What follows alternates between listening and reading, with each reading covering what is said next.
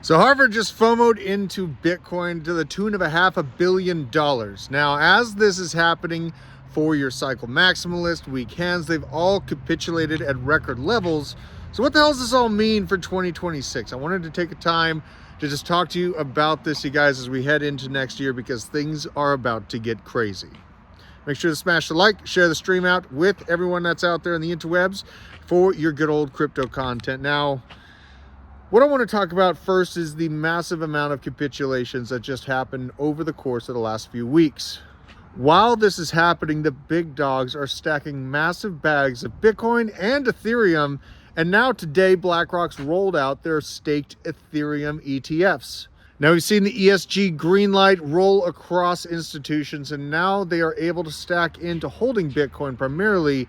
But this is really just the beginning of something much larger, I think, is going to be happening. This is the beginning of institutional FOMO. Now, Harvard does have a sustainable investing team that all their allocations have to pass through, and they weren't able to actually get their hands on Bitcoin all the way on up until 2024. Now, the timing of the 2024 opening up the gates for Bitcoin holdings seems smart until you realize that Harvard missed out on stacking Bitcoin at under $40,000 a piece.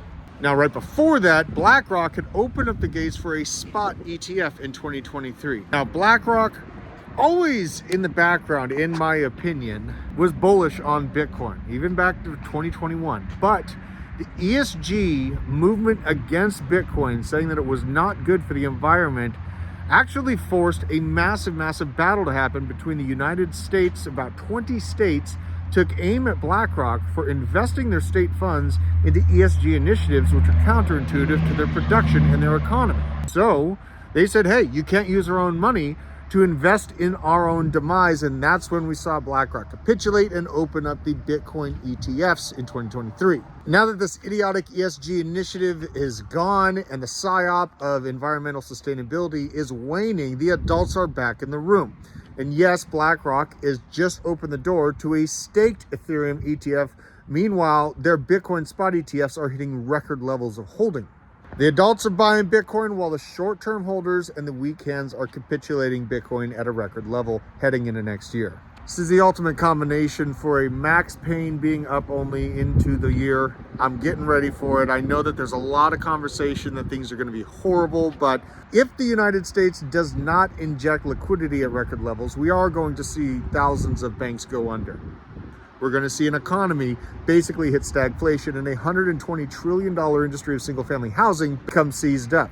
I kind of doubt that they're going to let that happen. The changed energy narrative on Bitcoin allows for a ton of new institutions to now begin holding Bitcoin.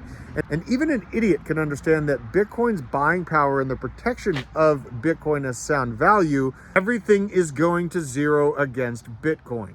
Now, as we head into the next year, 2026 is looking down the barrel of stagflation. And I do acknowledge that Bitcoin has never seen an environment like this before, where the economy seizes up. You have massive injection of liquidity from the Fed and the Treasury as the US government is trying to paint a picture that everything's okay as we're heading into midterm elections next year. Now, even with all this uncertainty, some of the smartest investors on the planet are hammering into massive holdings of Bitcoin and Ethereum. What does this tell you? Are they about to make a massive mistake, or do they see something else on the horizon? And also let me know down in the comments who you think is the next major institution to start stacking Bitcoin that might shock the world. Stay based, keep stacking, and I'll see you on the next episode. Take care.